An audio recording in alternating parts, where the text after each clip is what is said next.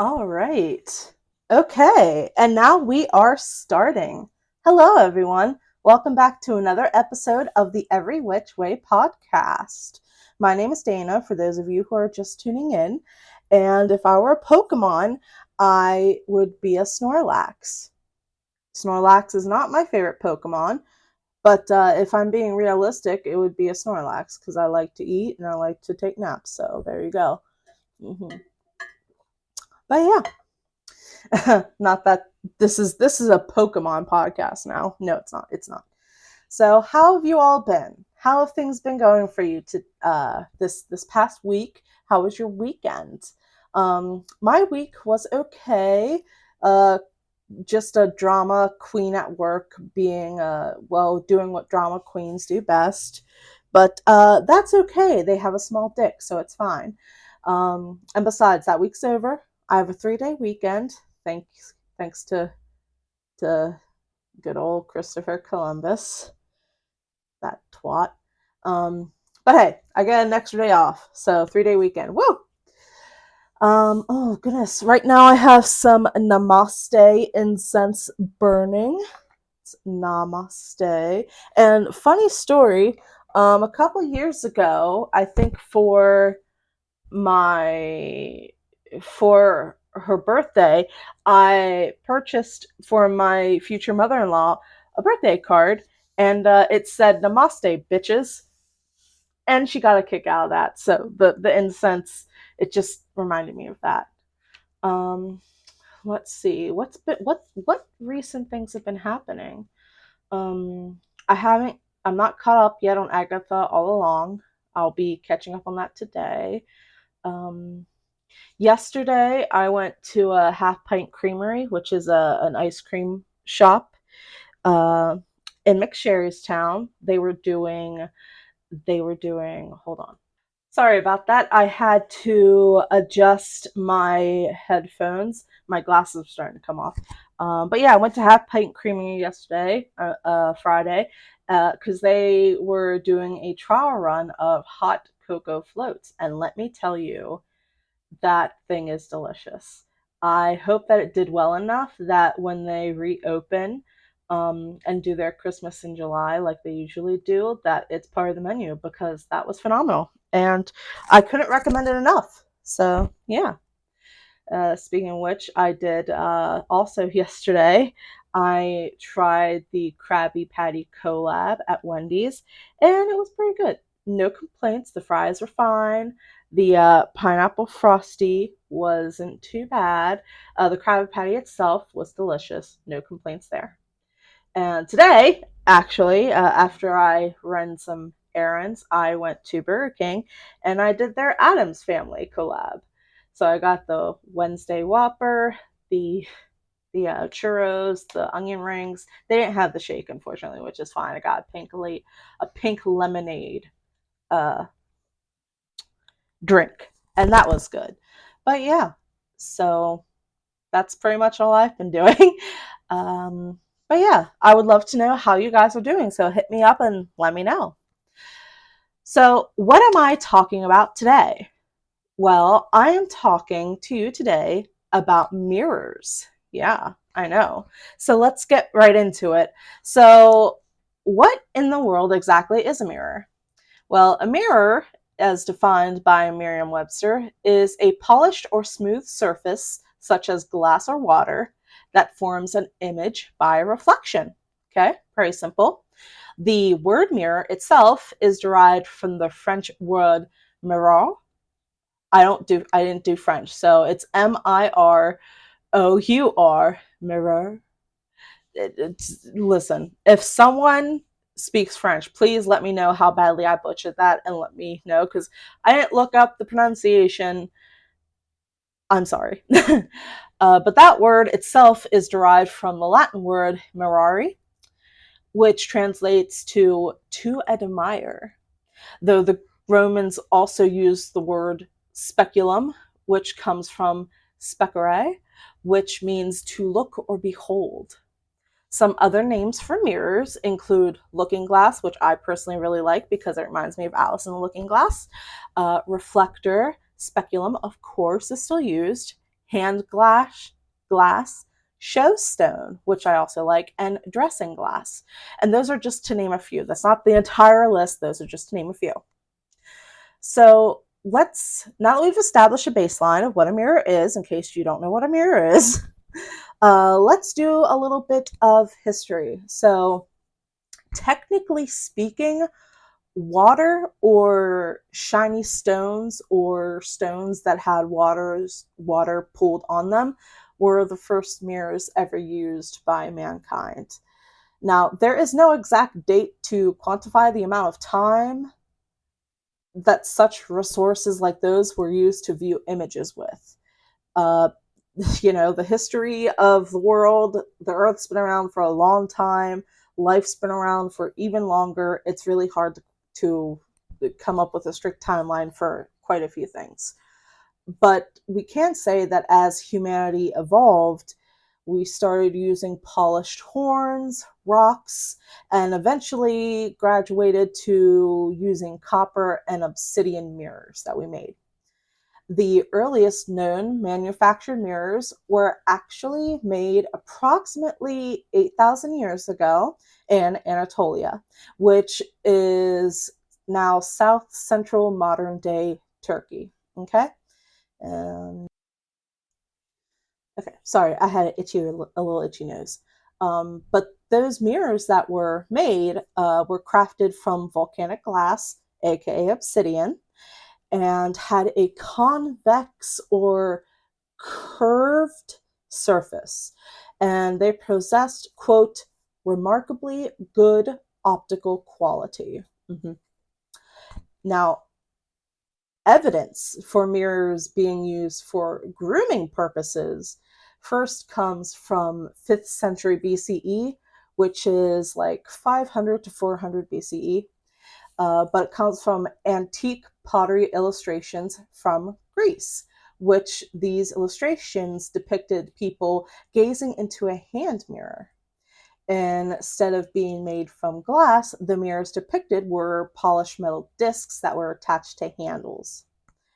There is archaeological evidence of ancient Egyptians using mirrors as early as 2900 BCE.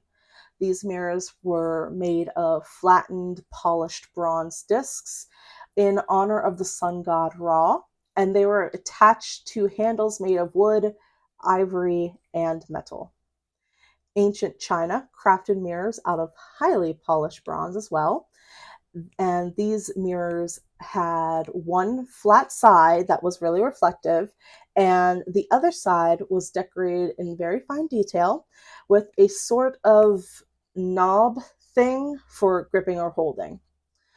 The funny thing about these mirrors is that the imperial officers were charged with regulating them, mainly because they were used privately by the prestigious and the wealthy. These are not mirrors that everyone could buy. These were expensive mirrors, and they weren't like used in public spaces. It was for the privacy of the home. The earliest mirrors found in China so far have dated back to between 2200 to 1600 BCE in China's Yellow River region and come from the Qijia, I'm really sorry if I mispronounced that, culture that resided there. Bronze mirrors were introduced to Japan by China and Korea around the Yayoi period, which is from 300 to 2500 BCE, and these mirrors were mostly round. Moving on from Japan to ancient Central and South America, pyrite mirrors were the most prevalent, specifically iron and marcasite pyrite, though they did also have obsidian mirrors as well. Such mirrors spanned from Mexico to Ecuador to Peru. Even so, these mirrors only appeared in limited areas of these regions due to the natural occurrence of these minerals. So these were not spanned out all over the place. Native American peoples in North America used pools of water, the water that was on the shores of lakes or on lakesides or waters pooled in rocks. But from what I researched, they didn't actually have mirrors themselves, but I could be wrong on that. Okay. So, getting into more history, allegedly, metal coated glass mirrors were first developed in what is now modern day Lebanon in the 1st century. Please note that glass blowing had already been established in Egypt, but it was primarily used to create vessels and not mirrors. These Lebanon mirrors were coated in gold leaf or lead, but there is no archaeological evidence to support any of that. So just take that with a grain of salt, that of all that. At least from my research, it, it's a little bit of a gray area. Some people think that there were, but to be perfectly honest and transparent with you, the consensus that most scholars and archaeologists, wow, have is that mirrors really started to be crafted during the 3rd century. And this is the 3rd century CE. They were made by cutting off a small circular section of a blown glass bubble. And these mirrors were of poor quality due to imperfections either in the glass or the molten lead the mirrors were coated with. So these mirrors that were first made, they weren't the best. They kind of sort of sucked a lot. Had to pause to take a little sip of my water. All right, where was I? Advancements in glassmaking during the Middle Ages helped to make mirrors more accessible, though they were still quite expensive. At the start of the Renaissance, fire gilding and tin coating were implemented, which made mirrors more even, more reflective, and ultimately, when it came down to it, more popular. Venice became the epicenter for the use of fire gilding for mirrors in the 16th century and would continue to be so for another century yet. The mirrors, which were called Venetian mirrors, were highly sought after by nobility. By the end of the 17th century, though, France, good old Francie Pants, had discovered the secret technique that Venice used, and they began to produce mirrors en masse, making them more affordable. Now, just because they were more affordable does not mean that they started to be used everywhere, but that's okay, because we're soon going to get to that. I skipped a paragraph ahead. Wow. Late in the Industrial Revolution, producing large amount of glass panes became easier to make due to the ribbon machine, which is a device that makes glass light bulbs. And the reason why I bring this up is because about 30 or so years before the end of the Industrial Revolution, German chemist Justus von Liebig invented the silvered glass mirror, and that was in 1835. This patent was eventually adapted for mass production, making mirrors even more available. And fun fact, this type of mirror is still commonly found across the world today.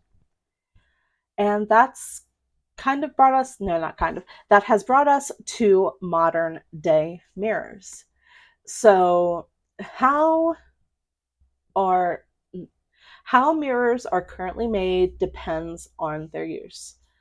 But the general process of making a mirror goes something like this. The first step is to clean the glass, and that is because by itself, glass isn't very reflective. So the glass is thoroughly cleaned, polished to perfection, and freed of any impurities or dips. Step number 2 is silvering. Most modern mirrors actually use aluminium, as it's more reflective. Aluminum is applied to the clean, polished glass and bonds with it. The next step number 3, is protection. Dielectric layers, which are materials that have high electrical resistivity, are then applied to enhance reflectability and reduce scratching and oxidation. This is also the step where the mirror is laminated to protect it during transportation. And step number 4, inspection and cutting, is the final step. Once the mirrors are made, they're inspected for quality assurance and then cut to how they're meant to be shaped. Moving on to some deities who are associated with mirrors. I have a couple here. The first one is Venus, or Aphrodite. And Aphrodite, Venus, is sometimes depicted with a mirror, and actually the astrological symbol for the planet Venus is the goddess's hand mirror. So that circle with the vertical line and then the small horizontal line, that is supposed to symbolize Venus's mirror. So there you go, the more you know. The following deity, Zagreus, is Zagreus. And he was contemplating his own reflection in a mirror before he was destroyed by the Titans. But the Titans, I don't think that they messed up, but I think that's just how this deity is, because Zagreus did not stay dead. He was born again, but this time he was born as the god Dionysus. So sometimes Dionysus is associated with mirrors, and that's part of the reason why. Third is Length, who is an Etruscan goddess of death, the journey to the underworld, which I think is pretty cool, and of the underworld itself. And she is depicted in 2 mirrors with other deities from antiquity. The fourth deity that I have is Tezcatlipoca, who is an Aztec god of night, sorcery, and patron of warriors and kings. His name means smoking mirror, and he is sometimes depicted with an obsidian mirror himself. The following deity is Ishikori Dome no Mikoto, who is a Shinto goddess of metalworking and crafting. And she actually made the Yata no Kagami mirror to lure the sun god Amaterasu out of seclusion, thus bringing light back to the world. After her, we have Hathor, who is the Egyptian goddess of love, fertility, dance, and beauty, and she is often depicted with a sun disk, or a sun mirror, set between her cow horns. Of course, we have Ra, the god of the sun, whose symbol itself is a sun disk. And the final one that I have is the Virgin Mary. In Christian artwork, Mary's eternal purity is represented by a mirror. So those are all the deities that I have. Now I have some, they're not superstitions, but folklore surrounding mirrors in certain parts of the world. So let's start with that. Mirrors in China were used to ward off negative energy and evil spirits. In feng shui, mirrors are powerful tools, and they are for managing qi, or life energy, in a space. There is an ancient myth from China that says that mirrors could capture and reflect souls of the dead. Mirrors are symbols of reflection and wisdom that is gained through contemplation or reflection of oneself in the world was considered perfect and in alignment with the universe. Moving on to Japan, Japanese mythology says that the original mirror, the first one ever to exist, belonged to Amaterasu herself.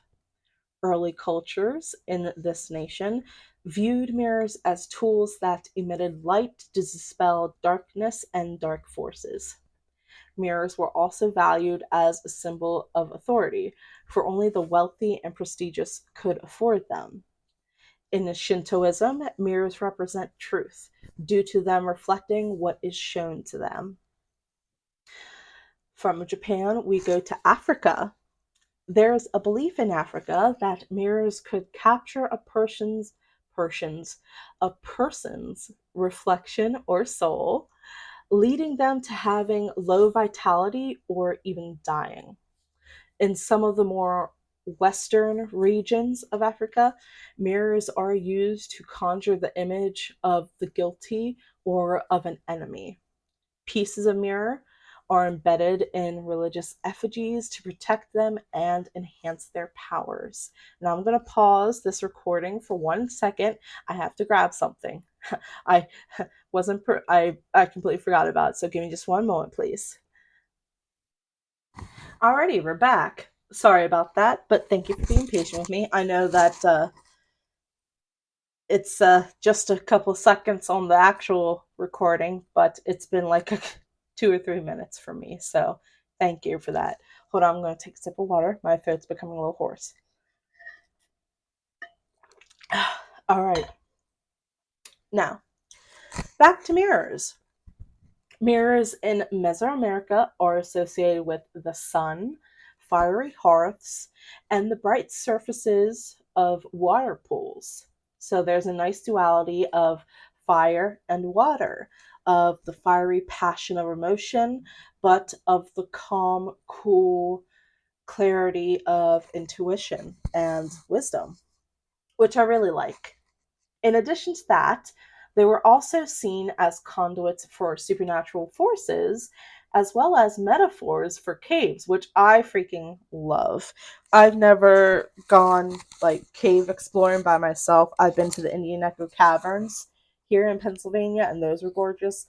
I haven't been for a while. I would love to go back though. Anyway, for Native people in North America, mirrors symbolized wealth and prestige, but they weren't used so much for reflecting images as they were for reflecting light.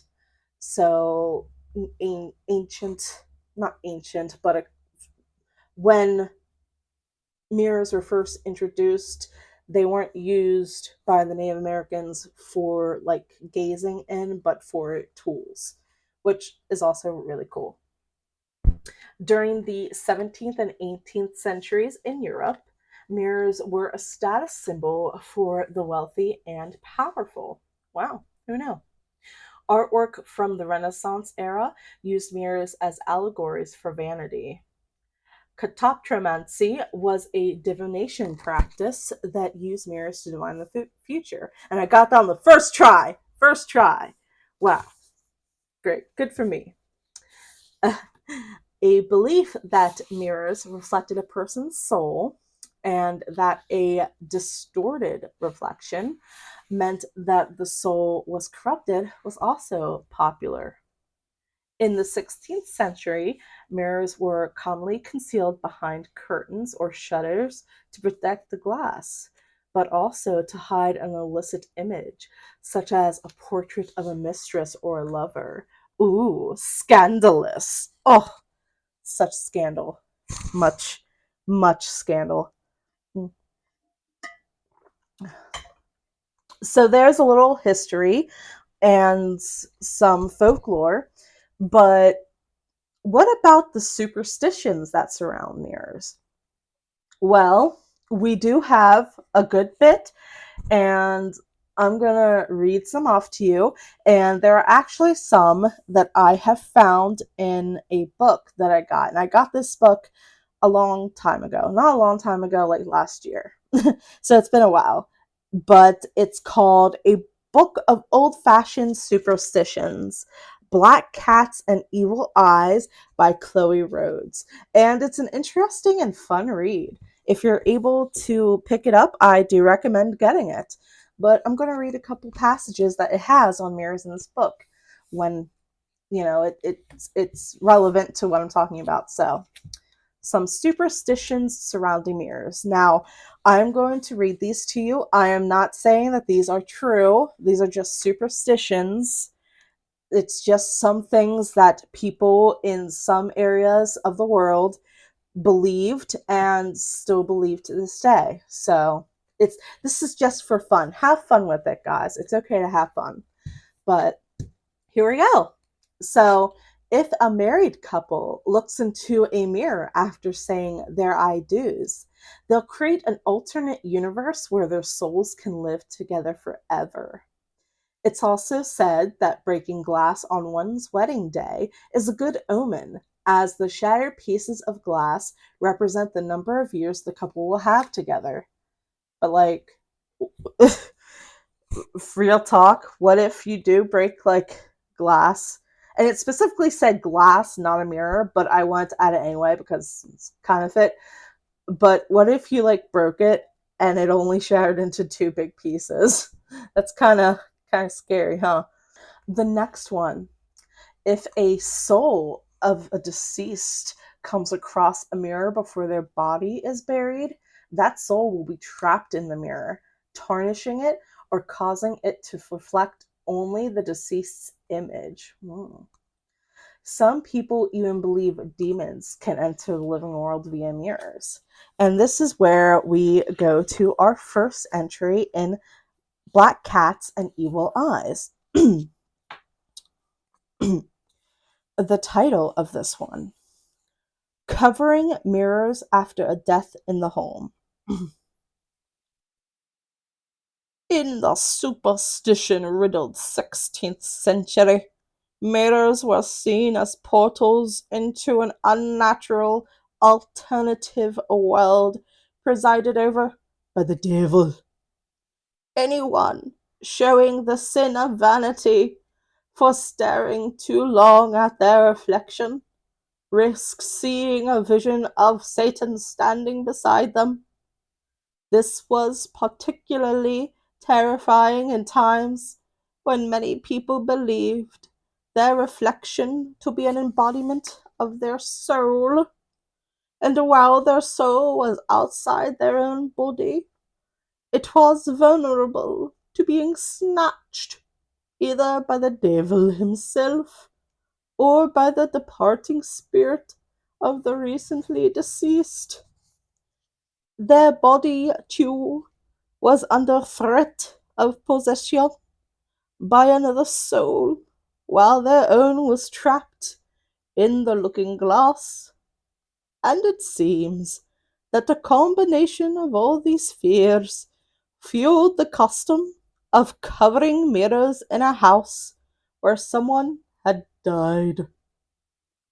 The earliest known reference in print to the practice comes from the 1780s, and it seems to have been prevalent throughout the 19th century and was still common in the early 1900s.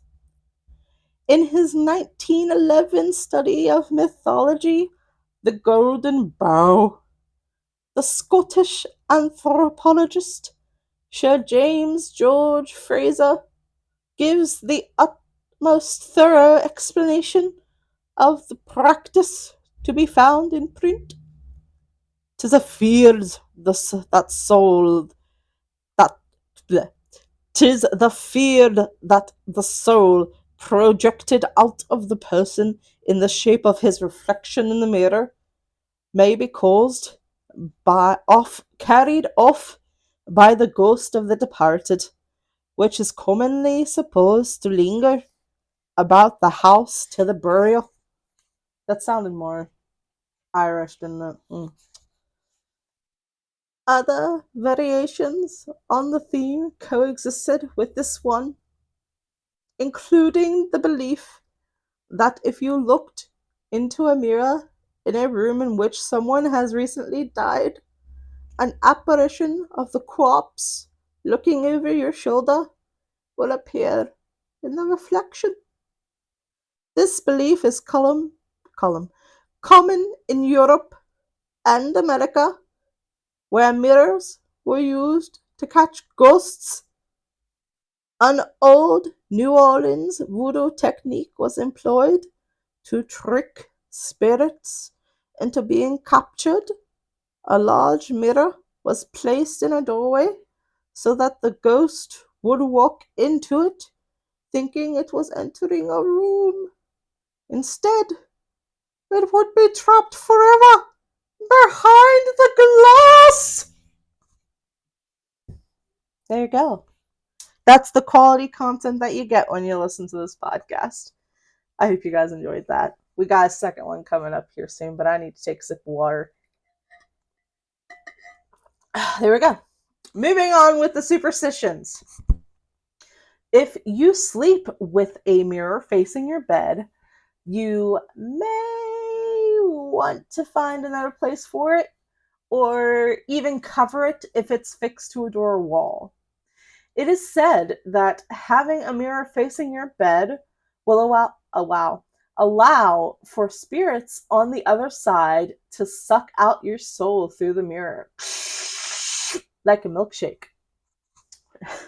This episode is quickly devolving. Hanging mirrors on the opposite wall of the front door is said to protect the home by reflecting negative energy or spirits away. Big if true. Do you want to see your future soulmate? Well, get an apple, a knife, a candle, and of course, a mirror. In front of the mirror, you're going to light your candle and then cut the apple into 9 slices. Eat 8 of the slices and throw the 9th one at the mirror. Your soulmate will appear to catch the slice. But please note, this ritual is only to be done on Halloween or it won't work. That's the superstition. Feeling anxious or nervous? Looking at your reflection in the mirror is supposed to take all of your trouble to the spirit world. But don't stare for too long, or the spirits just might take your soul. Wow, okay. Legend has it that if you are startled by your own reflection while walking by a mirror, you just gave yourself good luck. However, trying to scare yourself on purpose won't work, though, and might actually give you bad luck. So, there you go.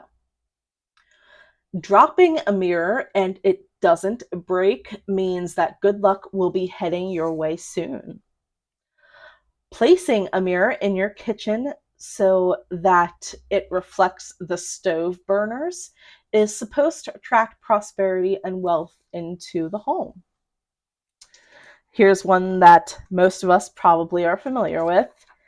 7 years bad luck will come to anyone who breaks a mirror. Luckily, there are a few methods to reverse the curse. Throw salt over your left shoulder, specifically your left. Wait a few hours before picking up the broken mirror and burying it outside in the moonlight. And lastly, take one piece of the mirror and touch it to a tombstone.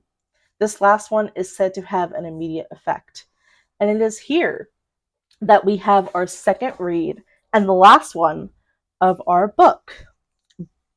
And this one is called Breaking a Mirror.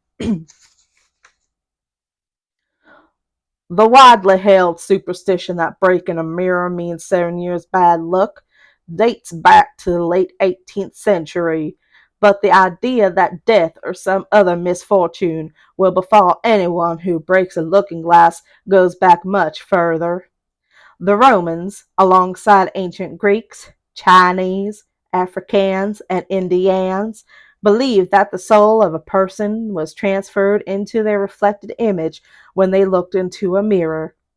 If the glass was damaged, the soul held within it would be too. In his 1777 publication, Observations on the Popular Antiquities of Great Britain, the English antiquarian John Brand wrote, "The breaking a looking glass is accounted a very unlucky accident. Mirrors were formerly used by magicians in their superstitious and diabolical operations, and there was an ancient kind of divination by the looking glass. As with many superstitious portents of doom, the exact nature of the misfortune that lies ahead has evolved over time. When Alfred, Lord Tennyson, referred to it in his poem The Lady Shallow in 1842, The result was a generalized misery. The mirror cracked from side to side. The curse has come upon me, cried the Lady Shalott. By later in the 1800s, a broken mirror foretold a death in the family or the loss of a friend, and the first reference of 7 years of bad luck appeared in print in 1851. The exact origins of this very, very specific period of strife are uncertain, but may be linked to the Roman belief that the human body renewed itself every 7 years. Perhaps this process of renewal provide a clean slate for the soul. These days, while we still fear the curse of a broken mirror, few of us do more than sweep up the pieces and hope no one's noticed. But our forefathers practiced a range of rituals to mitigate the disaster. Oh, I do remember those days when old Papa Cletus would take the broken pieces of a glass mirror and stick it in the hen's house. Anyway, that wasn't part of the book, I just made that up. Some ground the broken pieces to dust to release the soul trapped inside. Others buried the shards beneath the tree by light of the next full moon. And Africans working as slaves in America are reported to have believed the bad luck could be washed away by placing the shattered pieces in a suddenly flowing river. Probably would have benefited from thoroughly reading this beforehand. Sorry about that. About the slavery part, anyway. But yeah, that was the Breaking Mirrors. And another thing that I read in relation to this 7 years bad luck with the Romans specifically is that mirrors were expensive as fuck to make. So you did not want to break one because it was expensive and kind of hard to replace. So that's another thing. And the last one, I'm sure you've heard of it, I'm sure you know it, but Bloody Mary, summoning her 3 times by saying her name in the mirror. But those are all the superstitions that, at least that I could find in regards to mirrors. But this is a witchy podcast, so let's get on with witchcraft, shall we? In witchcraft, mirrors are associated with feminine and lunar energies, but not just due to their resembling a body of water or the moon herself, but also due to water being used as mirrors in the past, and because water can still reflect images as well. One of the most popular ways a mirror is used is for scrying. Some witches stare at their reflections until they see images, while others light a candle and watch the flame's reflection. But the point of either is to relax the mind so that you can see symbols or images. Mirrors are also used to focus energy, particularly the energy of the sun or the moon, as well as to charge energy. You can leave a mirror out in the moon or sunlight to charge for a time, and you can use the charged energy for rituals, for spell work, for dream work, for meditation, pretty much anything you want. Draw a sigil on the mirror to give the focused energy a specific purpose. And of course, recharge your mirror after it's been used for that specific purpose if it was fulfilled or when you feel that it's necessary to do so. For protection or defense of oneself, one's home, or sanctuary, you can bind a person with a mirror. And you can do so by writing their name in permanent marker on one mirror and then taping it together with another mirror so that the name is reflected in the second mirror. You could also add a mirror to your altar as well. If there's already a mirror there, you can create a protective sigil and paint it on a second mirror for your altar so that it can be a protective reflection for that. Incorporating mirrors into spell work can help amplify magic. And it does this by multiplying your actions. So you would have it so that whatever you did for your spell work, the mirror, it reflected in the mirror. Place mirrors around your crystals, candles, or other tools to also amplify their properties. Breaking a mirror, instead of it being bad or unfortunate luck, can actually represent a breakthrough to an epiphany or moving past old barriers or beliefs, the breaking of bad habits, patterns, or cycles, or breaking a part of yourself that no longer serves your highest good. Look in the mirror, state what you want to change, what habits you want to end, put the mirror in a cloth, and safely break it. You don't want to hurt yourself while doing this. Your safety, of course, is of utmost importance. You can use a mirror for astral travel, for connecting and communicating with spirits, entities, your guides, your deities, for divination as well, and for glamour magic and spells. I have steps here on making your own scrying mirror. So let's start. The first thing that you want to do when making a scrying mirror is you want to select your glass mirror and make sure that it is clean and blemish free. The second step is that you're going to lay your mirror face down so that the reflection is facing the ground, and spray paint the back of the mirror black. I forgot to look up why to do this, but I anyway. The third step is that you are going to anoint the mirror with oil or draw a sigil for the mirror's purpose on it. So for scrying, if the glass is from a picture frame, you're going to want to put the glass back into the frame. The next step is you're going to want to charge or consecrate your mirror in moonlight or sunlight. And the final step is, after it is charged, wrap your mirror in a black cloth until it is time for you to use. And the last thing that I have for you is a scrying ritual itself. So the first thing you're going to want to do for this ritual is you're going to want to select the mirror you use specifically for scrying. On the night of a new or full moon, sorry, I had to pause because I sneezed and I didn't want my sneeze to scare anyone in the recording or for it to be really obnoxious or gross, so I paused everything.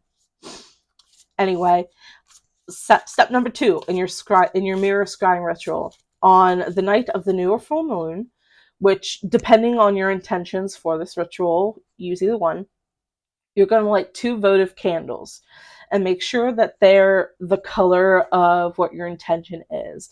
And by that, I mean, if you are scrying for, let's say, for growth and prosperity, you would use green candles. But of course, use whatever feels best to you. Anyway, you're going to light your 2 votive candles, one on each side of your mirror. Mirror scrying tends to work better at night, but it is easier, but it can be done at any time. It's totally up to you. But this one is for at night.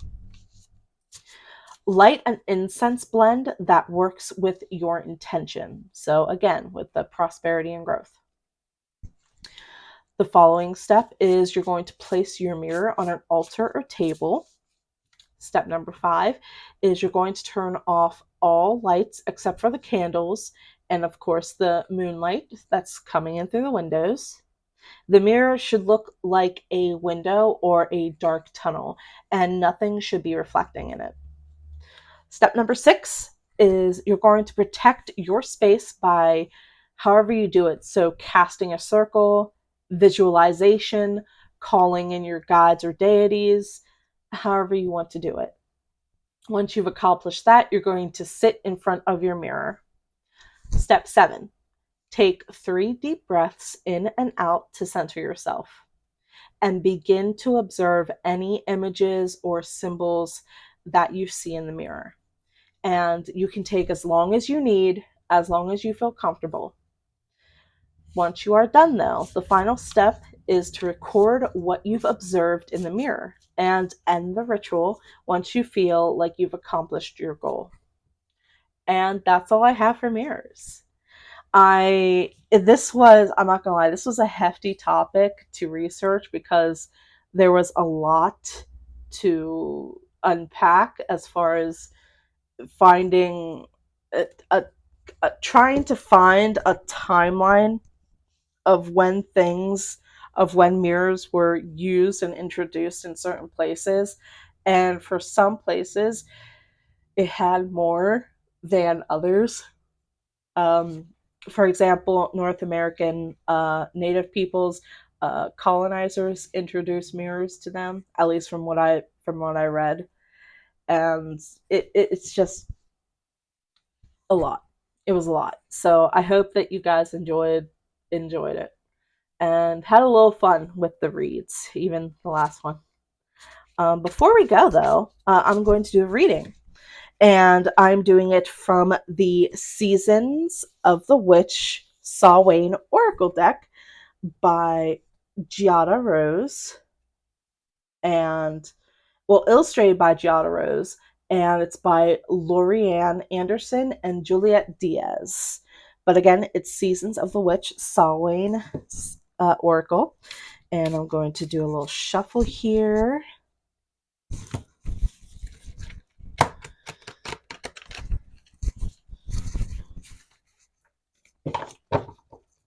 All right, what do we got? Reflection. Okay. Be wary of things you believe to see with eyes wide shut, for they are mirrors of the mad, and truths only spoken with a bleeding tongue. Wow. How appropriate, considering that today's topic is mirrors. Reflection shows you the person you've become, for better or for worse. It shows the parts of yourself you wish you could hide and the parts that are to your liking. Your reflection has no desire to hide your truth. You are being guided to acknowledge who you are at this time. Looking to the future is great, and so is setting goals. But how can you make a plan for where you're going if you haven't come to terms with where you are now? It can be challenging to stand in the truth of who you are today. No one wants to say, I'm overweight, or I'm in debt, or I'm sabotaging my goals. However, pretending these circumstances do not exist is like hiding under a sheet of paper in a rainstorm. It will protect you for a few moments, but eventually the water will soak through and you will be forced to face your reality, or in this case, your reflection. Reflection has come into your reading to ask you to be honest with yourself. Stop hiding from the situation you are facing. You must use where you are as a starting place for any real change to occur. So reflection, perfect for mirrors. But there you go. I would like to thank you all for tuning in to this episode of the Every Which Way podcast. For patrons, I hope that you enjoyed the video recording, and I hope that I didn't offend anyone by mentioning African slaves in the reading of the Black Cats and Evil Eyes book. I should have for sure read these ahead of time. I didn't, and that is my own fault, my own negligence, and I do apologize for that. Maybe I'm just making a mountain out of molehill, but I just want to cover all my bases and just apologize up front for that in case anyone who is watching is descended from American slaves, because that was a horrible time. But yeah, I'm sorry that this episode is kind of ending on a bummer. I mean, it was good up until that point, I think. But yeah, just don't come at me. It was an honest mistake, and I will do better next time. So yeah. But if it didn't offend you, and if you still had a good time, thank you for listening. And I hope that you guys will continue to listen. And yeah, I don't have anything else to say really. Oh yeah, of course, I do have a Patreon. A Patreon, if you are able to support the podcast, which would be great. I would love to get better equipment so that videos can be better, so that audio can be better. Unfortunately, it is hard because everything is expensive pretty much all over the world nowadays, and I understand that. But any little bit helps. It really does. So if you're able to donate, thank you. If you are not, just having you listen is enough. So yeah. Links to the Patreon and social media should be in my bio wherever you're listening. If not, it's every which it's hold on. Let me double check. It is patreon.com/every which way podcast. So there you go. But yeah, I would love to thank you again for the millionth time. And I hope that you all have a marvelously magical Monday. And I will see you guys in the next one. Bye.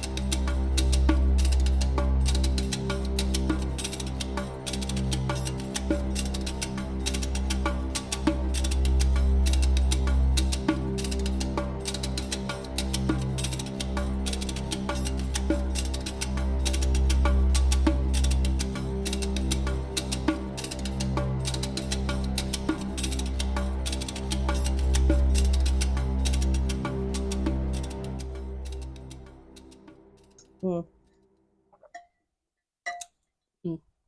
Sorry, I took another sip of water. Anyway.